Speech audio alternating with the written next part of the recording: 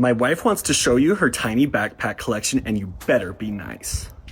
Hi, this is my Loungefly collection. This is the first one I ever got. It's Mickey Mouse. And then this is my Mickey and Friends. And then this is my Christmas collection. I really like the Loungeflies with faces on them. Villain collection. I'm really proud of this one. My Snow White and the Seven Dwarfs section. And then this is my Star Wars section. Up here we have 3 of the droids. And then we have the twins and their mom and their dad down below. You guys know my rule. She didn't send this to me, so I'm not going to roast her.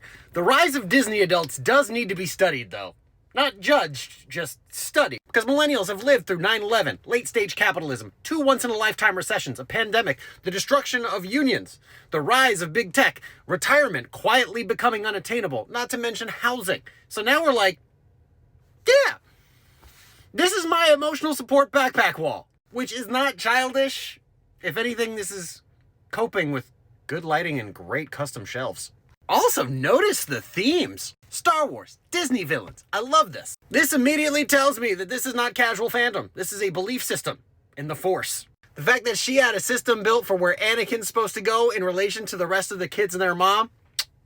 That's right, you get to be on the shelf below. It's what happens when you turn to the dark side.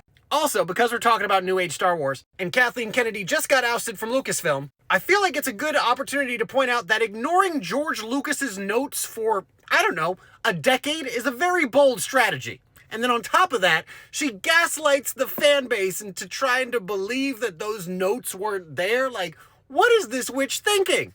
Point is, I am very familiar with the lore that this shelf brings. And as a 40-year-old, the villain thing makes more sense to me now. I look at villains now as just characters who set boundaries early and then got punished for it later on.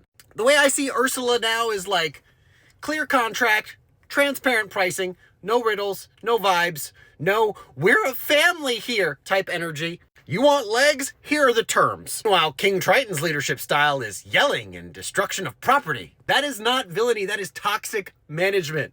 I'm telling you, once you hit adulthood, you stop wanting to be a princess, start realizing that these people had a point. And Jafar was very underutilized, a boo-boo. I mean, that man had some talents. Probably would have done well at Hogwarts, just saying. Honestly, guys, after everything we've lived through, if your coping mechanism is a beautifully organized wall of Disney villains and Star Wars backpacks, then I get it. My only question is, who gets to inherit the bags, and are there rules associated with them?